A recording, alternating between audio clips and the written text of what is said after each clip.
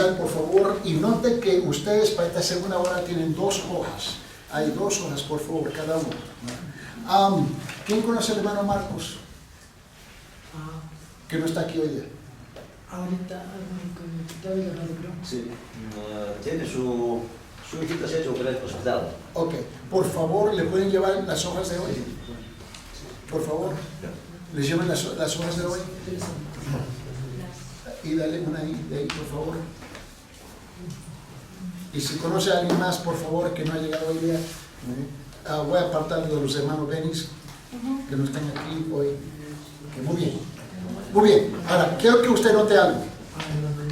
Tú tienes 2 hojas. La primera hoja es principio de interpretación, parte 1 del Pentateuco, ¿no? Ok, esta es su tarea. Okay.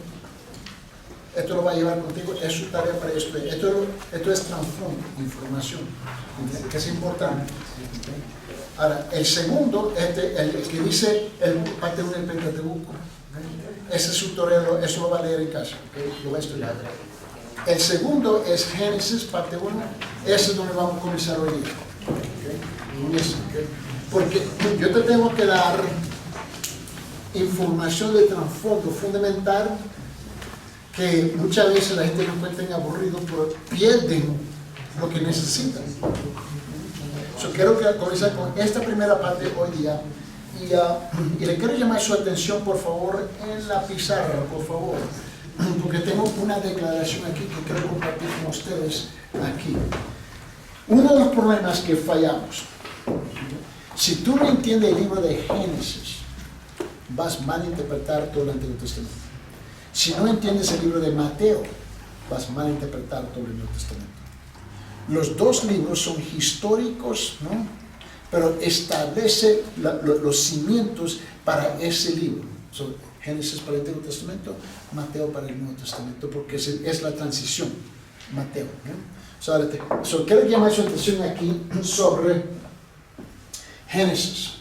Es un libro de principios cuyos 11 primeros capítulos son importantes. Forman una admirable introducción a las Escrituras. ¿Ves? Sin estos primeros capítulos, muchos de los problemas fundamentales en la teología quedarían sin una respuesta satisfactoria. Aquí se aclara la doctrina de la creación, la caída del hombre, elección y providencia. Son importantes y la providencia nos aclara a nosotros la soberanía de Dios. Pero mucha gente tiene la tendencia de leer el Génesis como una novela. Pero ahí hay profundas verdades en Génesis. Y es aquí, donde en la última clase que estuvimos hablando, donde aprendemos a distinguir lo implícito y lo explícito. Y Pablo, Pedro, Juan, Jesús, ¿no? Utilizan mucho el libro de Génesis y Mateo. ¿Me comprende? Es importante. Ahora, yo doy el curso del libro de Génesis. Y el libro de Génesis del capítulo 1, la introducción son 2 semestres. Son 30 de introducción. Y luego de 1 al 11, ¿no? Son 4 semestres. Para entenderlo bien. Y eso establece todos los fundamentos, ¿no? Para el resto del Antiguo Testamento. Y por favor, de no reducirlo a algo como si fuera una novela, por favor. Es mucho más. Mucho más. Quiero comenzar ahí con ustedes. Por favor, note conmigo en sus separatas que se le entregó ya. Por favor, note conmigo. Vamos a ver el Pentateuco, ¿no? Estamos hablando de que los judíos dividieron sus libros sagrados en 3 secciones. En 3 secciones. No como nosotros hemos hecho. La ley, los profetas y los escritos, ¿no? Y la ley corresponde a lo que llamamos el Pentateuco, ¿no? Que es Génesis, Éxodo, Números, Levítico y Deuteronomio. Ahora, los rabinos el Pentateuco son los primeros 5 libros de la Biblia. Los rabinos llamaban al primero de estos libros el Bereshit, ¿no? Que es el principio. El Bereshit es así que ellos lo leen, ellos entienden todo, es el principio. Pero hoy en día, ¿qué es lo que hacemos? Leemos el Nuevo Testamento y ignoramos el principio, ¿no? Mucha gente que ha leído todo el Nuevo Testamento, pero nunca ha leído Génesis. 50 capítulos, muy largo, muy aburrido, y pierden todo lo que se habla. El Bereshit, ¿no? Ahora, en principio, en que es la primera palabra hebrea en el libro. Nuestro vocablo procede del griego a través del latín e implica la idea de origen o comienzos. Ahora, tú tienes que entender que el otro problema que tenemos es que todo lo que la mayor parte de nosotros hemos aprendido en el Nuevo Testamento o hemos leído del Antiguo Testamento, lo hemos leído de la traducción 70. ¿Qué es la traducción 70? La traducción 70 es la traducción en griego del Antiguo Testamento. La época de Jesús, cuando Él caminó a la tierra, ya para esa época, la mayor parte de los judíos jamás habían leído el Antiguo Testamento, como nosotros lo conocemos hoy día, en hebreo. Lo habían leído en griego. ¿Por qué? Eso es lo que nos sorprende a nosotros. Porque ya para ese tiempo en la cultura, Roma estaba dominando ¿qué? Todo el mundo, incluyendo Israel, ¿no? Y ya la cultura de los griegos estaba entrando en la cultura de los hebreos por ya 250 años. Ya cuando Cristo llega, Él llega a una comunidad de hebreos, pero eran aculturizados, eran más dominados por la cultura de los griegos. Hablaban hebreo, pero la traducción de sus escrituras estaba en griego. ¿Por qué? Porque se había perdido la madre lengua para muchos. Solamente eran los rabinos que tenían el hebreo, ¿me entienden? Ellos traducieron y leyeron sus escrituras en otro idioma. Y de ahí continúa. Hasta que llegamos. Es la razón porque te recuerdan el otro día, ¿no? El otro día. Estuvimos hablando de las versiones de la Biblia, ¿te recuerdas eso? La gente, eso es aburrido. No, es importante. Es la razón porque en los últimos 20 años, 30 años, se han invertido millones y millones de dólares. Por ejemplo, la traducción, la Biblia de la América. Esta fue traducida directamente de las escrituras, los manuscritos originales. Así no fue Reina Valera. Por esa razón tenemos que corregir un montón de palabras. En inglés tuvimos ese mismo problema porque la versión, la Biblia de América, ¿no? En español, en inglés se nombra New American Standard. Esa es la de inglés, ¿okay? Y esa fue traducida, esa costó $28 millones.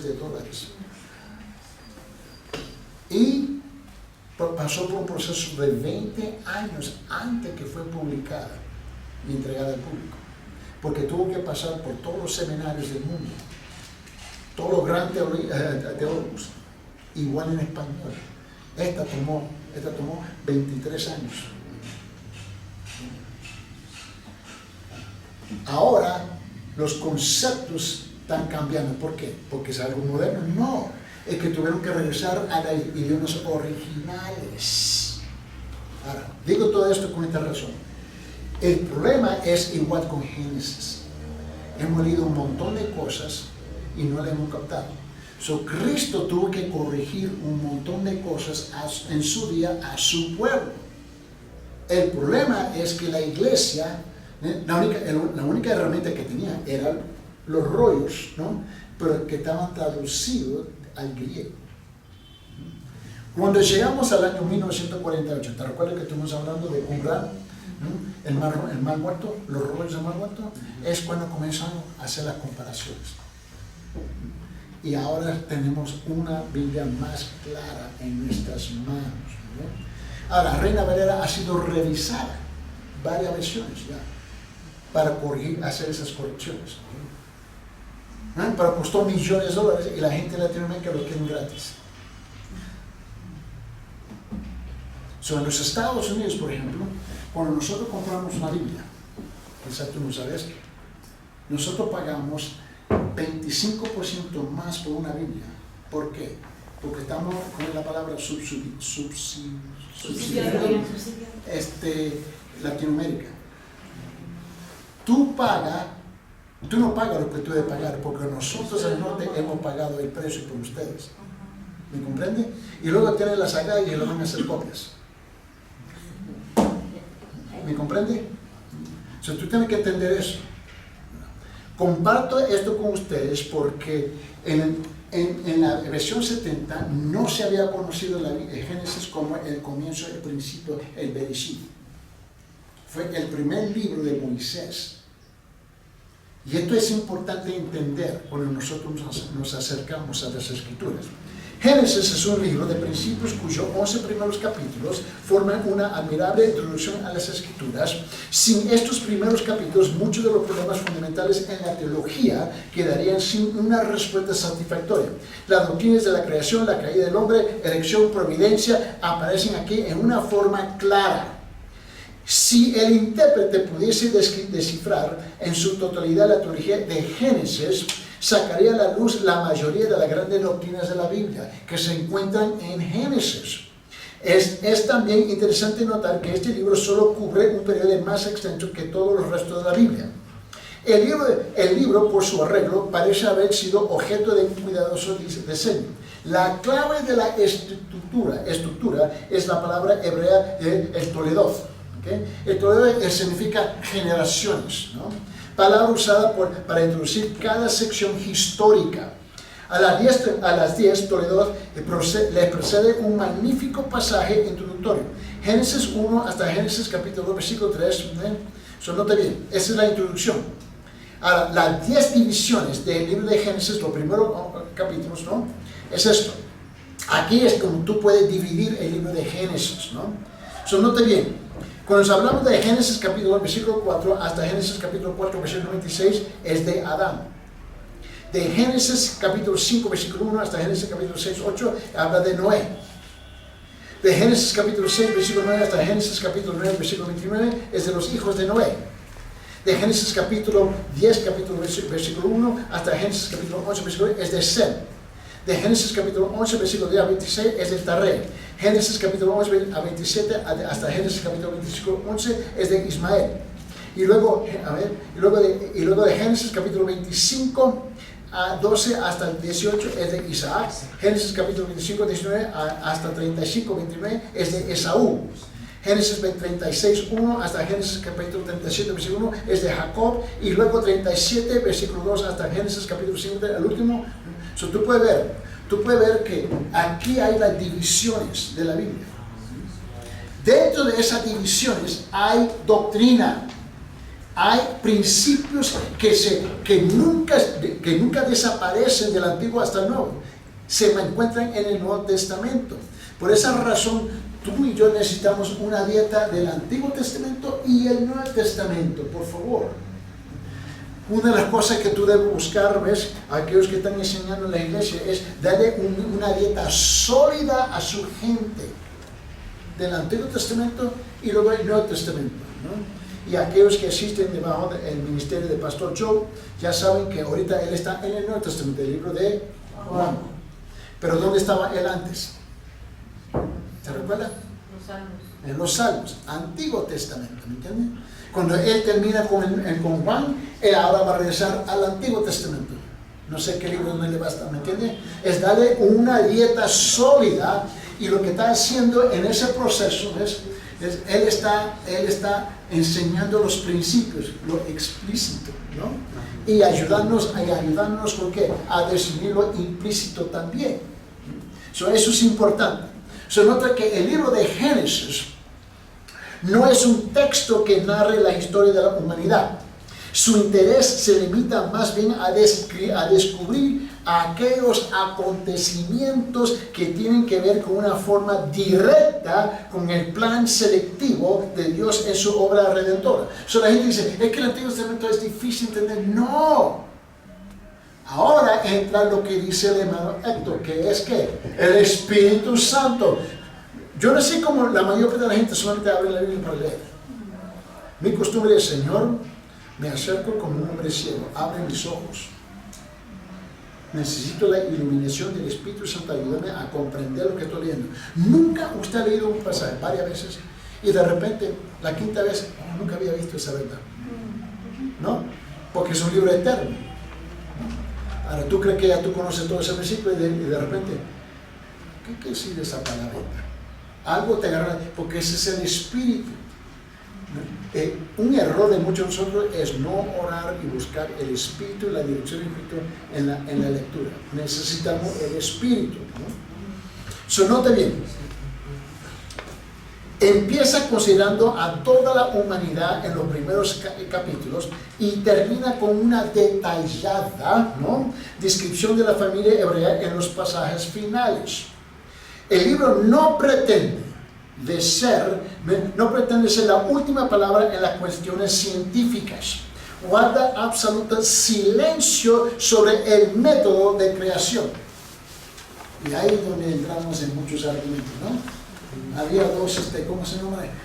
Dos átomos, ¿no? Y de repente por todo el universo era trillones y trillones y trillones y trillones de kilómetros aparte, y de repente un día se encontraron. Se dieron un besito y Big Bang, y ya llegamos ahí, ¿no? Y la gente quiere discutir método. Es cuando el hermano Héctor comenzó a instruir a la iglesia sobre la evangelización, y algunos se quedaron estancados en método.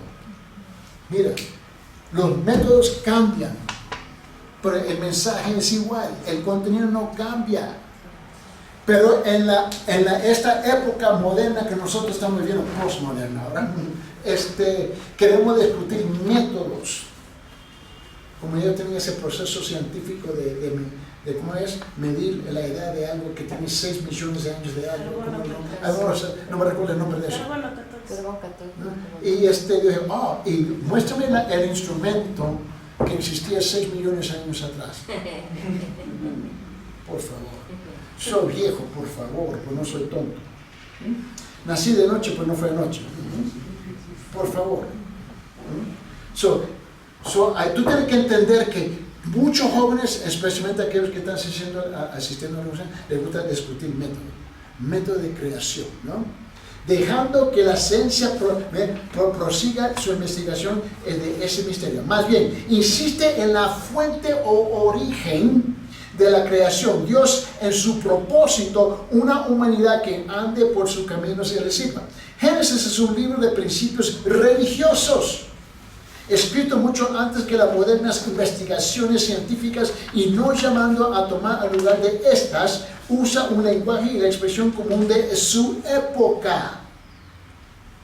El respeto por el libro de Génesis ha conducido a muchos hombres a escudriñar las páginas de Génesis, y cada generación ha tratado de encontrar en la narración bíblica la confirmación de sus hipótesis, ¿no?, en el campo de la ciencia y la teología. A no ser por lo bien escrito que está el libro, posiblemente a estas horas hubiésemos sido ya destruidos por intérpretes rivales. Y si hoy se ajuste a la ciencia de todo el detalle, mañana sería anticuado. Solamente la sabiduría de Dios pudo dirigir la escritura de aquellos pasajes tan permanentes en sus verdades que pueden ser entendidos a la luz de las teorías científicas de cualquier época. La ciencia física ha hecho mucho para ampliar nuestra visión de la inmensidad del espacio. La fotografía estelar revela innumerables mundos, el tiempo se ha alargado. Los cálculos de los científicos son muy dispares en cuanto a la existencia del universo de 10 millones o 6 millones de millares de millones de años. Con tales descubrimientos, la grandeza del Creador se agiganta en la mente humana. Cuando tenemos en cuenta semejantes consideraciones, el valor del libro de Génesis permanece inalterable y es aún más aumentado. La cosa es que muchos científicos siempre salen con una hipótesis de que, bueno, vamos a comprobar que no es verdad. Y me quedo yo fascinado cada vez que descubren. Mira, ¿cuántos astronautas han ido al cielo, no? En el espacio y iglesia dice, yo creo en Dios. Es un fenómeno en la NASA, ¿no? Ellos van y la mayor parte van como ateos y regresan convertidos. Y la gente dice, ¿pero qué pasó ayer? No te lo puedo explicar. Vi lo que era incomprensible, porque ¿sabes lo que es interesante? Este es el polvo, ¿no? Que la mayor parte de los científicos le han leído la Biblia. Los creyentes no, pero los científicos ateos sí. Eso es lo que me llama la atención, ¿no? Ellos leen la Biblia, ¿verdad? Para comprobar que no es, ¿no? Y los benditos creyentes, Dios es que no lo han leído, ¿no? Y ellos van con esa idea que voy a comprobar que no es, ¿no? Y regresan convencidos, ¿no? Y convertidos, ¿no? Dicen, wow.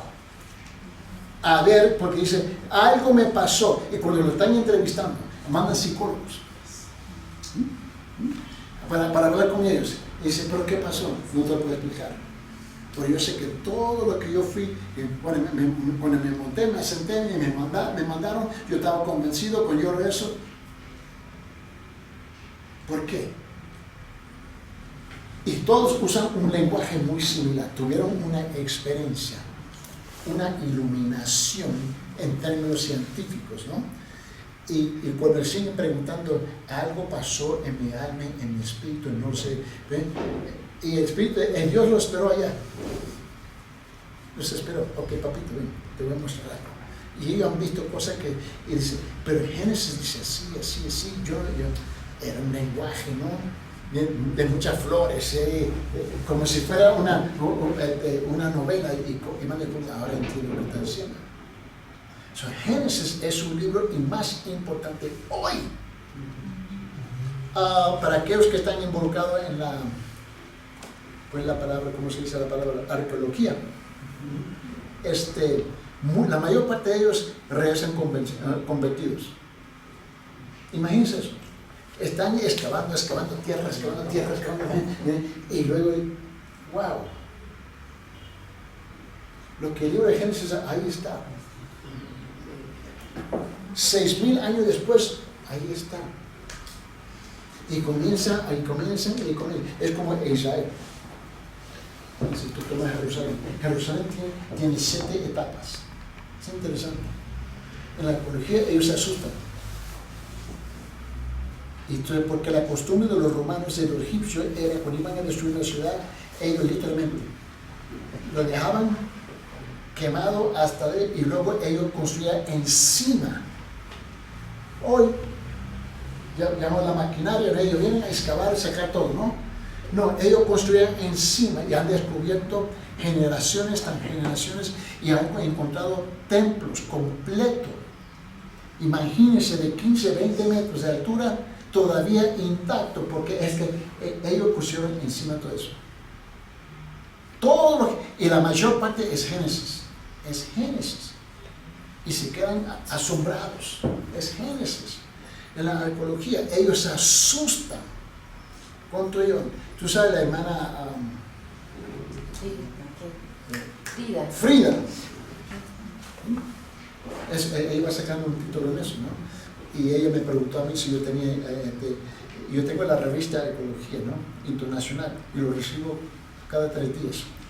Y mira, ella, no, pastor, yo lo puedo traducir de inglés a español, no problema, ¿no? Y ella, eso es lo que hace, yo se lo mando por correo. Y ella dice, mira lo que voy a descubrir. Y esto fue mi hermano, años y años atrás, David Briggs. 30 años más años que me dice, mira, pastor, quiero que lea esto. Y leí una revista, me suscribí. Y muchas veces, eso es aburrido. No, hombre, es que va comprobando lo que dice la Biblia, Es increíble. Y la mayor parte, más del 90%, es Génesis, el libro de Génesis. Mira bien. Uno de los aspectos más destacados de la narración bíblica es en su concordancia con la esencia moderna en el principio del progreso en la creación de lo inferior a lo superior, anticipándose así miles de años a la teoría moderna. Nunca puede haber conflicto vital entre la religión y la ciencia verdaderas. Los intentos de aquellos que tratan de ver o crear conflictos entre ambos, ¿no?, la religión y la ciencia, ya sean de un lado o de otro, están destinados a fracasar. Pero ellos siguen igual. En la arqueología también han habido desarrollo. Los eruditos nos hablan de civilizaciones que datan de 5.000 años antes de Jesucristo y aún más antiguas. No nos debe sorprender, por favor. Si aquí estamos, como dice mi hermano Héctor todo el tiempo, estamos en la ciudad de ¿qué?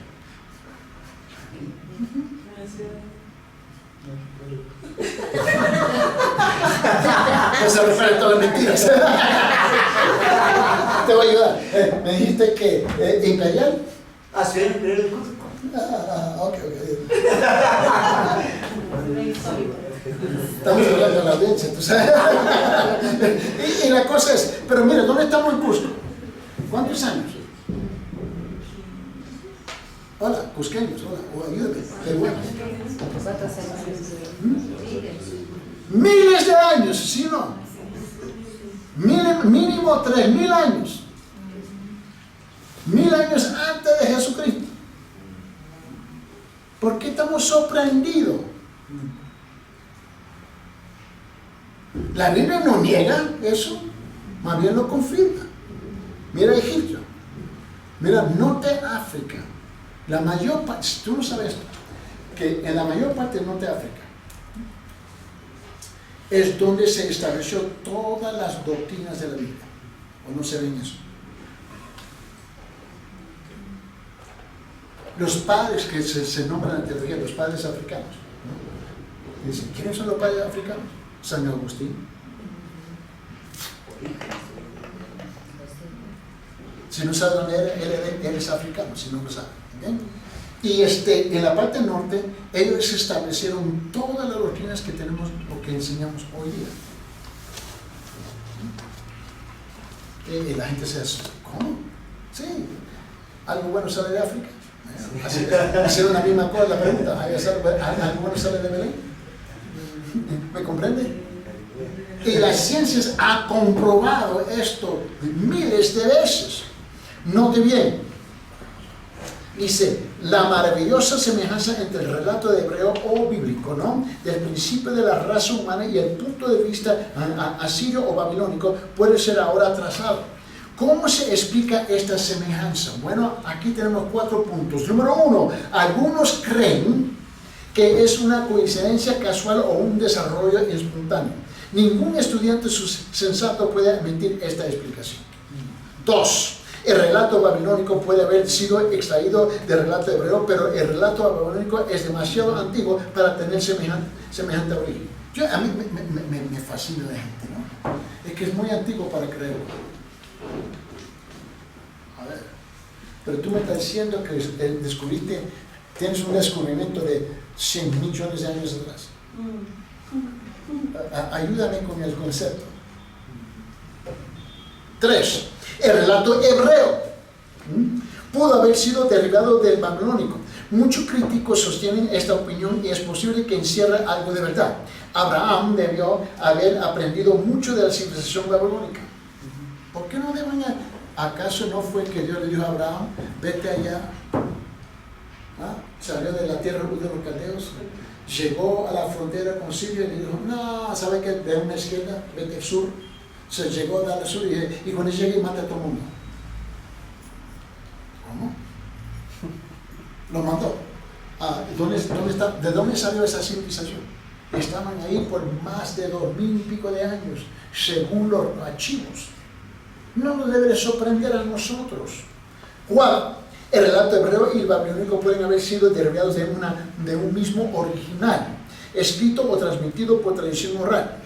Esto explicaría las diferencias y las semejanzas de los dos relatos. La revelación divina, sin embargo, ha librado al relato hebreo de todo el politeísmo del relato babilónico y ha puesto a la narración en el plan del tener Dios. No fue Pablo, ¿te recuerdas? En el libro de los Hechos, ¿te recuerdas que Pablo llegó y dijo, ustedes adoren al Dios que tú no conoces. Pues yo lo conozco, permíteme introducir. Y no tenían centenares y centenares de otros dioses. Y según las creencias y los archivos, eran creencias por miles de años. Tanto la tradición judía como la cristiana sostienen que Moisés fue el autor del libro. Sin embargo, la mayoría de los eruditos del Antiguo Testamento creen que el libro está compuesto por 3 principales documentos. Me recuerdo que estaba enseñando en los Estados. Mi esposa también lo dije a ellos loco. Porque tuvimos que tratar con unos conceptos que eran tan estúpidos, pero son creídos por maestros de la Biblia. Ellos creen que el libro está compuesto de 3 principales documentos, todos ellos posteriores a Moisés.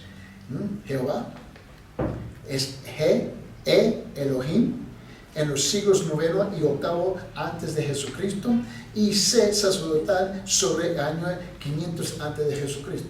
Es interesante que lo que me llama la atención es que usan documentos años más cercanos hoy, ¿no? Como si lo demás no tiene veracidad. La tradición oral. Hoy los de la universidad lo rechazan. Si no está escrito en papel negro, en tinta negra, página, no lo creen. Bueno, aquí vete al campo. Tenemos tradiciones originales. ¿Cuántos años duran? Desde la época de los incas. Son verdades establecidas en una cultura profunda, con raíces hasta la China. Pero la gente hoy día quiere descontar la tradición oral. ¿Cómo tú crees que se transmitió la Biblia? Por favor, tengamos mucho cuidado. Mira, esta opinión se fundamenta en 3 cosas. 1, la variación de los nombres empleados para designar a Dios.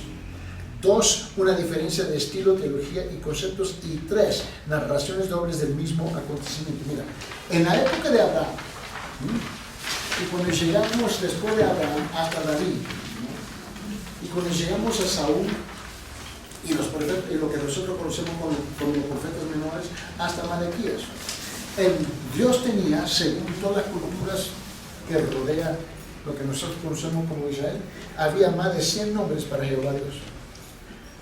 Sí, más de 100. Pero estamos hablando de la misma persona. Pero porque tú no lo encuentras como Jehová, y si no sabes la palabra Jehová, no existía. No existe. Porque los vocales no lo usaban. Aún no anda buscando a Jehová. Ok, buena suerte. No lo vas a encontrar. Yo creo que algunas veces somos tan inteligentes que nos encerramos en una esquina, como el tipo que está pintando el piso, ¿no? En vez de pintar de la esquina a la puerta, pinta de la puerta a la esquina y no tiene salida. Tú y yo tenemos que pensar más adelante. Quiero hacer esto. Quiero que note Génesis capítulo 1, versículo 1, ¿no?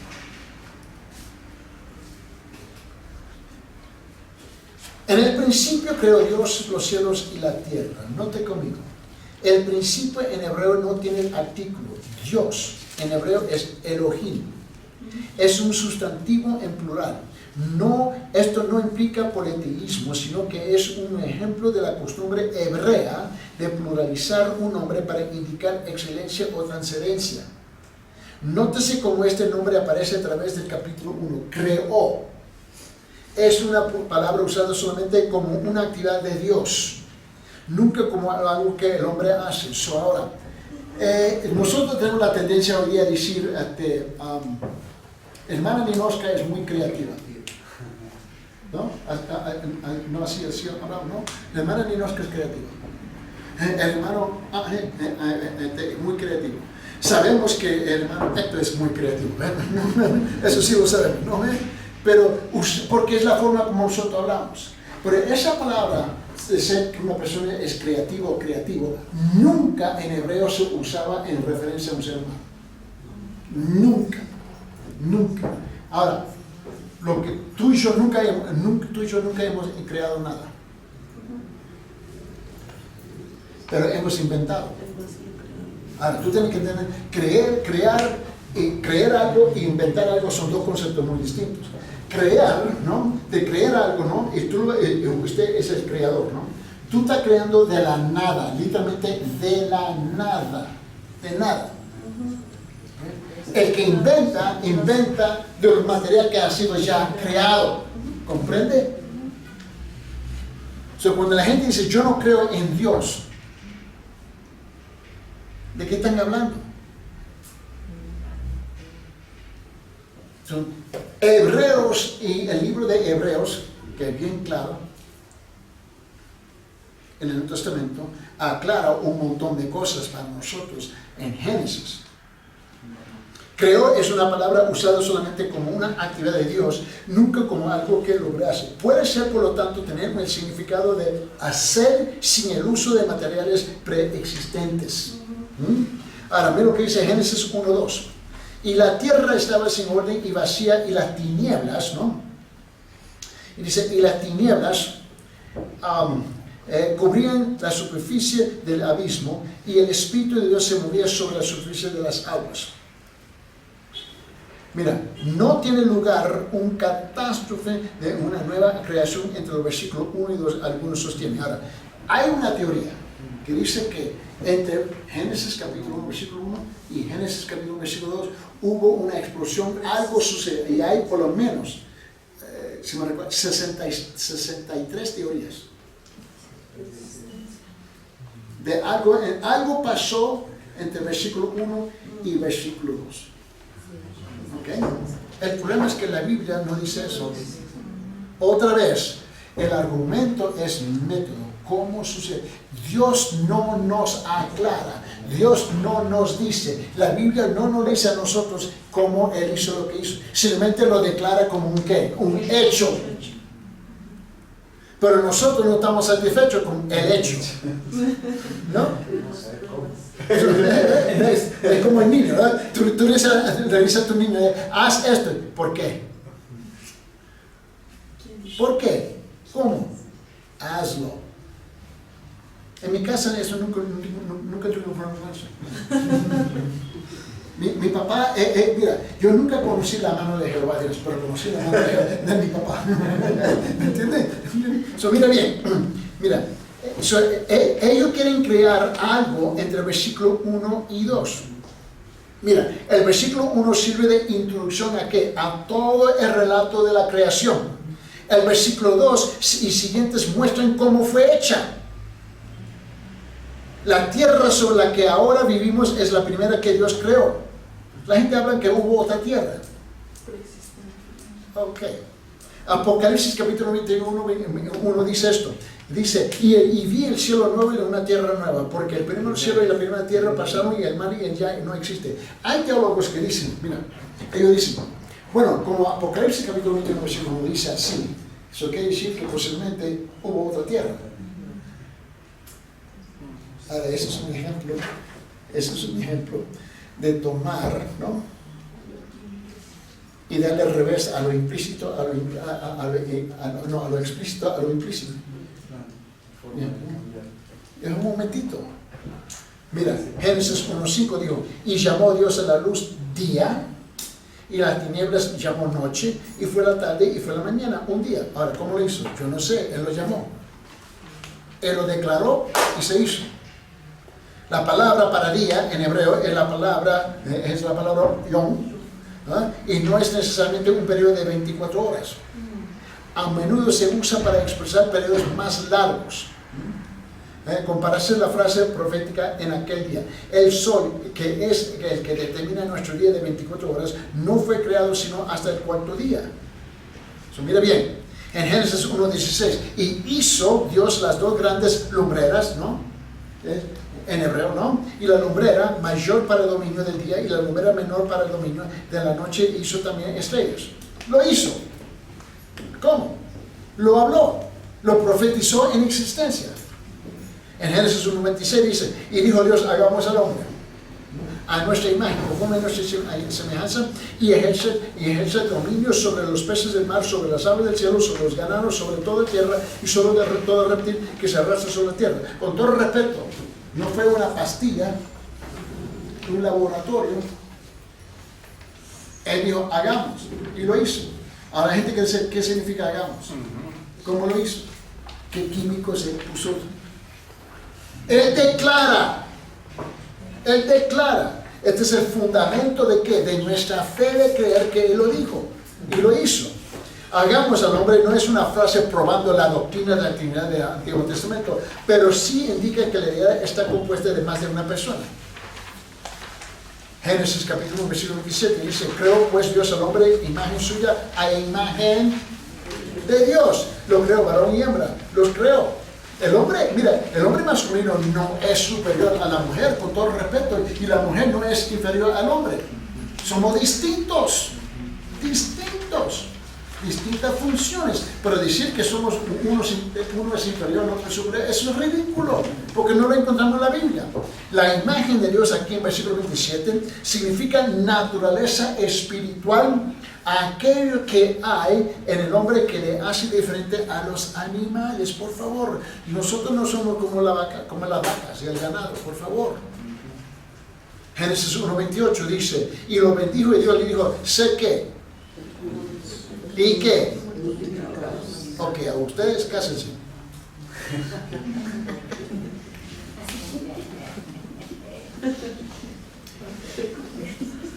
El hermano Ángel me hizo una pregunta un día.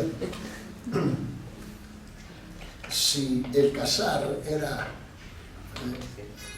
¿cómo era? Si era un mandato, ¿no? Y le dije, mira, varón, es un mandato, es un imperativo, no es algo opcional. El Creador te dice, hey, papito, ya, es tiempo. Y dijo, y multiplicado, sea fecundo. Oye, no, solamente quiero un hijo, nada más. Está bien, una tribu.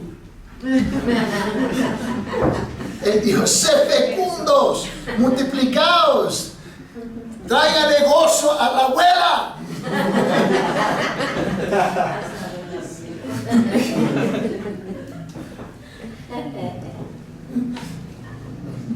Llenar la tierra, subyugarla, ejercer dominio sobre los peces del mar, sobre las aves del cielo, sobre todo el ser viviente que se mueve sobre la tierra. Todo este lenguaje es imperativo. ¿Cómo es que es posible que tenemos generaciones tras generaciones, tribus tras tribus, por toda parte del mundo, y todos están haciendo la misma cosa? Y todos tienen el mismo concepto. Ni los salvajes, ni los bárbaros permiten que un hombre viene a robar la esposa de otro. Lo matan.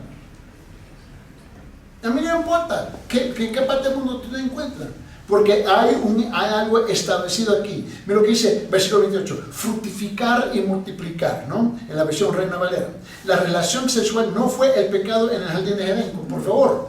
El crecimiento de la raza por medio del nacimiento de los niños formaba parte del plan de Dios y era anterior a la caída.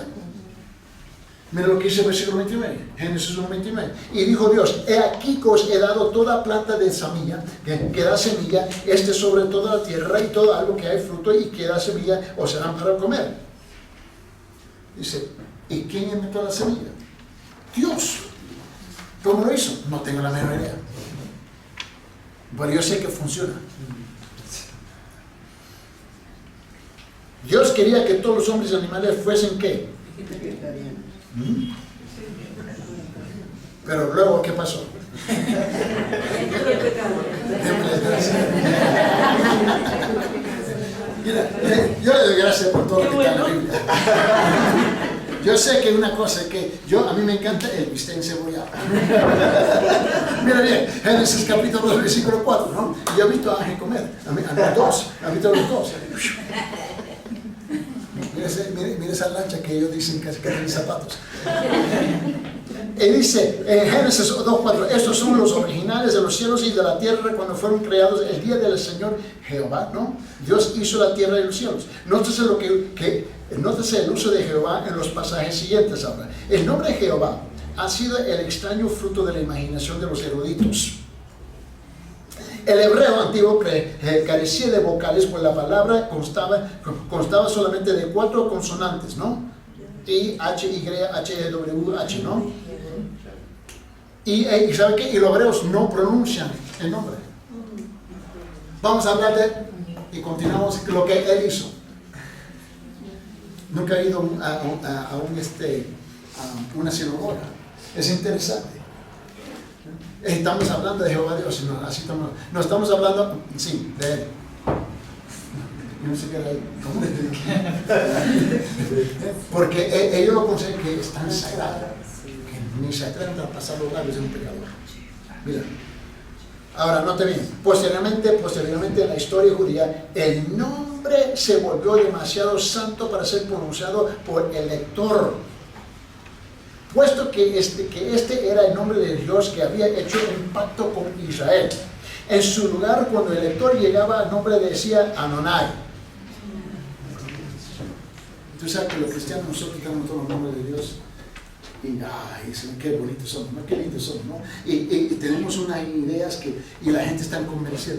No, hombre, porque Adonai tuvo que reemplazar Jehová, Yahweh, que no, mira, y no sabía que entre ellos pronunciar el nombre de Dios era ¿qué? Mortal. Había una piedra que te va a dar el beso más grande de tu vida. Los masoretas. Dice, ¿quiénes son los masoretas?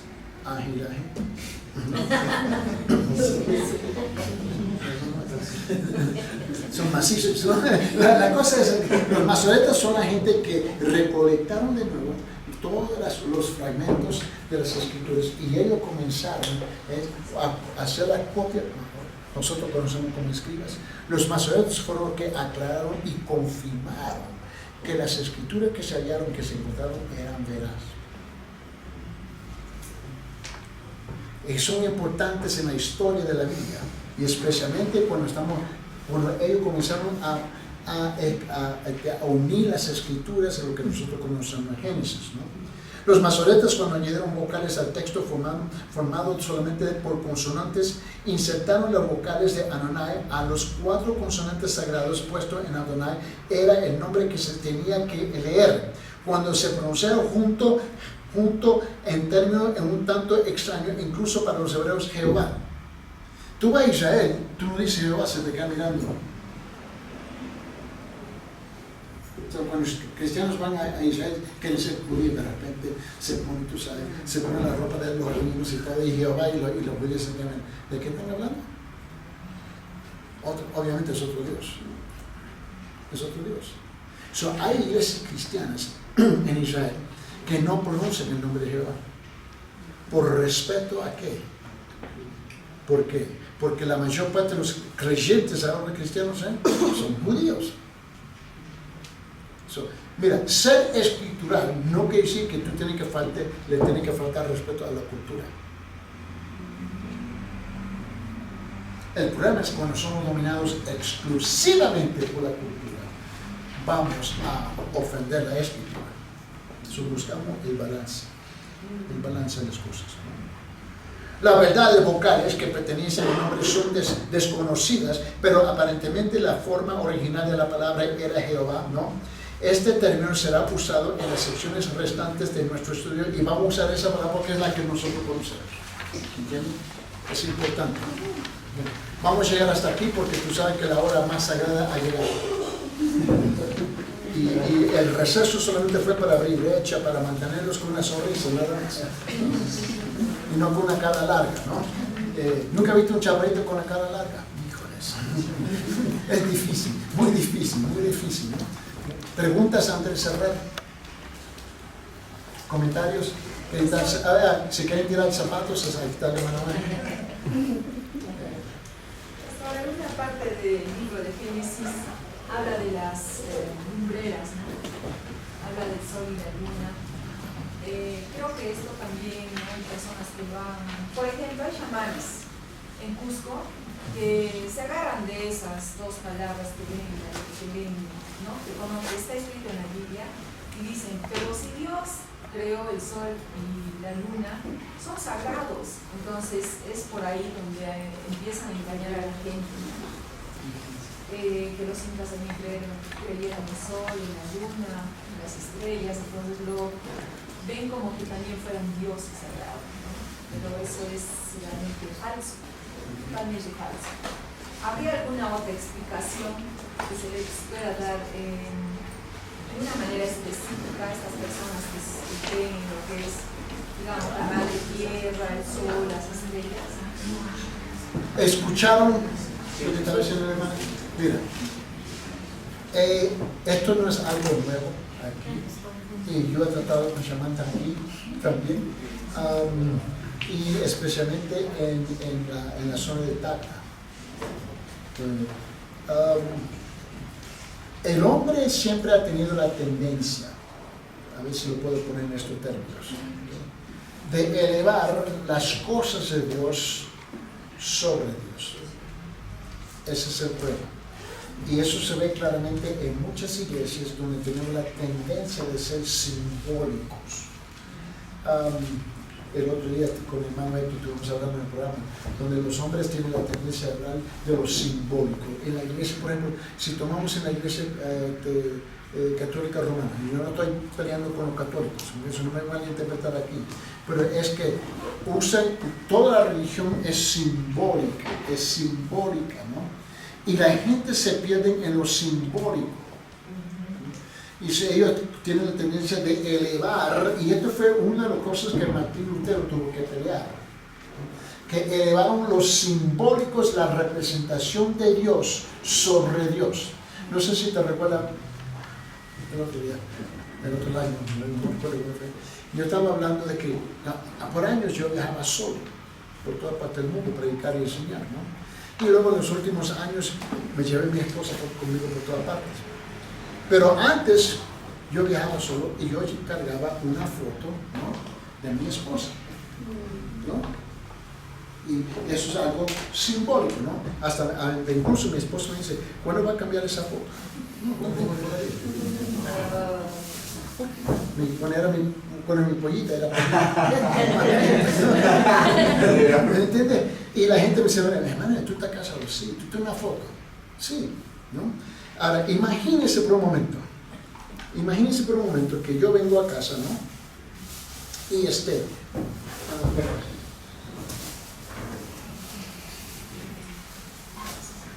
aquí está una más jovencita. Y la cosa es que, ahora, imagínense por un momento. Suena un poco ridículo, porque la quiero llevar al punto de su pregunta. Ahora, imagínense, yo llego a casa después de tomando 2 o 3 días de viaje para regresar a casa, eso era por avión.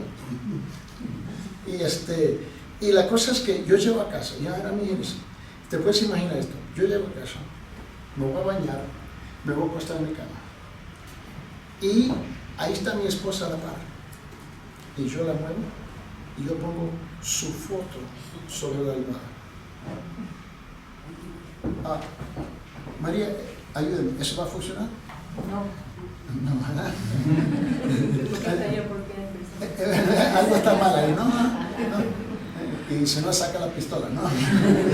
La cosa es que, ahora, no tiene sentido que yo pongo su foto sobre la almohada. Y me voy al lado y le doy un besito a la foto y digo, ok. ¿Tiene sentido? No, eso es precisamente lo que los religiosos, sean falsos o reales, hacen. Estamos elevando, ¿entienden?, sobre el Creador. Eso no tiene sentido. Esto es lo que nosotros hacemos.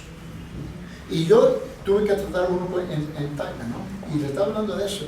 Y su esposo estaba a la parte del libro. Nosotros estamos mal. Sí, más que mal. Más que mal. Tomamos la creación y la elevamos sobre el Creador. Eso es lo que hacemos. Y si no tenemos cuidado en las iglesias, hacemos igual. Hacemos igual en las iglesias. Sí, hermano. Pastor, yo pienso también de lo que usted está diciendo, ¿no? El ser humano siempre está buscando justificarse, ¿no? De repente acá, como decía la hermana, que la la Pachamama es la madre tierra que nos da los frutos, que el sol, que la luna, que las estrellas. Y no quieren reconocer a Dios, no quieren reconocer al Creador, y según ellos se justifican creándose pues los dioses, a las deidades y todo eso, pastor. Entonces, bueno, gracias a Dios que a nosotros también el Señor nos ha sacado de ese mundo, ¿no? Porque por tradición, por costumbre, por nuestros padres, por nuestros antepasados también nosotros estábamos inmersos en eso, ¿no? Eso es lo que yo comento. Mientras que nosotros estamos perdidos en el naturalismo y el humanismo, tenemos el lujo de rechazar, ¿no?, a Dios. Pero tengamos cuidado nosotros también en las iglesias. Sí, pastor, algo más. Yo escuché a un pastor la otra noche cuando decía, por ejemplo, cuando yo oro, dice, no, se refiere a una familia, ¿no? Él conoce, de repente parte de su familia conoce a Dios y parte de su familia o sus invitados, digamos, a hablar de una reunión o de una reunión, ¿no? Entonces, si yo, por ejemplo, no quiero decir el nombre de Jehová o del Señor Jesucristo, solamente quiero decir Señor, para que las personas no se sientan mal. ¿Es correcto eso, pastor? Y yo, porque dice, ¿no?, en la Biblia, si tú te avergüenzas de mí, yo también me avergonzaré de ti. Nosotros somos interesantes. Las cosas que decimos y cómo lo justificamos. ¿Acaso en qué nombre estás orando?